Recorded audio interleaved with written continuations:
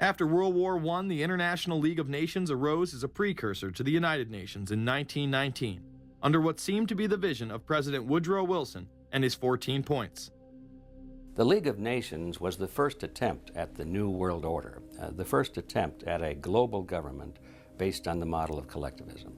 And it was the brainchild of the elitists, the ancestors of the very people who are still working on this project. They're collectivists, the very wealthy people.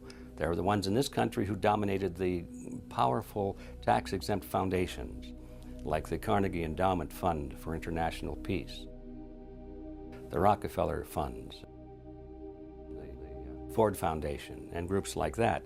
These people were on record, even way back then, that they had to have a new world government, and they dreamed of that being embodied in the League of Nations. And they were solidly behind it.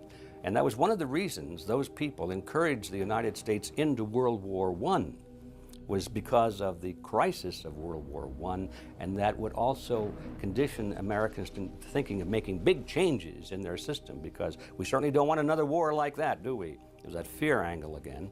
And they thought, well, by being in World War I, then we would be a major participant at the table to carve up the world and create a new world government. And that was to be the League of Nations. The Council and the globalists were able to take this agenda to the next level following World War II. The United Nations was born out of the ashes of this conflict. Unlike the League of Nations, the United States not only joined this organization, they championed it. First book I wrote was The Fearful Master, a second look at the United Nations. It was written at a time when it was not popular to be critical of the UN. I mean, the United Nations was viewed by almost everybody as our last best hope for peace. It was a means, we were told, to bring humanity together and put an end to war and live in peace and harmony and promote trade and all of these good things.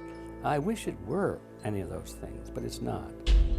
The original charter for the United Nations was drafted in San Francisco in 1945, and the United States became a permanent member of the Security Council, along with France, the United Kingdom, the Soviet Union, and the Republic of China. The process by which other nations' belief systems could be used to erode and eviscerate our Constitution and Bill of Rights had taken a giant leap forward.